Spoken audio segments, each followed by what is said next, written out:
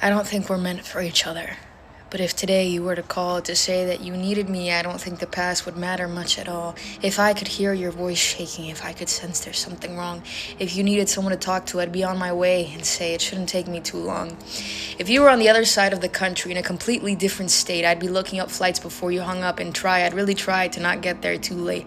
If your text sounded serious, if your voicemail had even just a hint of dread, I'd hit that callback button so fast to hear whatever it is that needs to be said.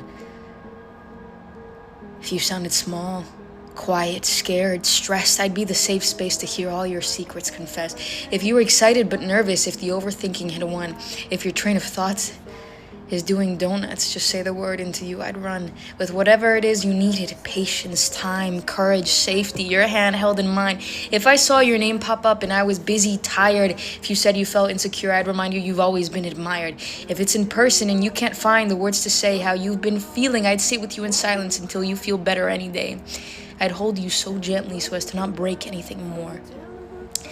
Then help you see all the times you've come back together even better than before. Because if I could hear it, the sadness in your voice, you'd have about 2 seconds before I'm all in to help you. That will always be my choice.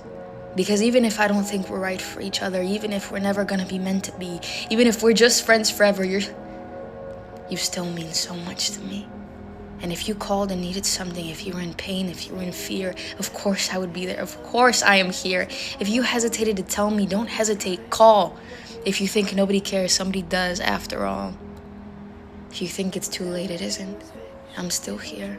A life worth living isn't a life lived in fear. If you're staring at my number, wondering who's on the other side of the line, it's still someone who cares about you, thinks of you, as the only correct comparison to sunshine. My new book,